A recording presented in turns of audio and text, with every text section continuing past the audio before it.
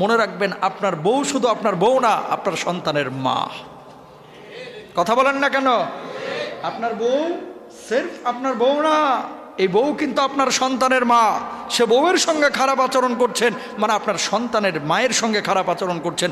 আপনার মায়ের সঙ্গে কেউ খারাপ আচরণ করলে যেমন কলিজা ফেটে যায়, কলিজায় যেমন ব্যথা অনুভূত হয়, আপনি যখন আপনার বউয়ের সঙ্গে খারাপ আচরণ করেন, ওই সন্তানের মায়ের সঙ্গে খারাপ আচরণ করার কারণে আপনার সন্তানেরও কিন্তু কলিজা ফেটে যায়। কিন্তু দুঃখজনক হলেও সত্য ভাই, এই মুসল্লিদের মধ্যে অনেক লোক আছে বুড়া হয়ে গেছে, বুড়া 60 ঊর্ধ্ব 65 ঊর্ধ্ব বয়স, ছেলে মেয়ের বিয়ে দিয়ে দিছে, তারপরও বউয়ের সঙ্গে চামারের মতো আচরণ করে।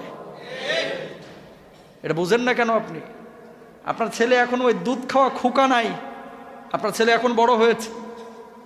আপনি আপনার বউয়ের সঙ্গে যখন রাফ বিহেভ করবেন, খারাপ আচরণ করবেন, ওই সন্তানের উপর একটা ইফেক্ট পড়ে।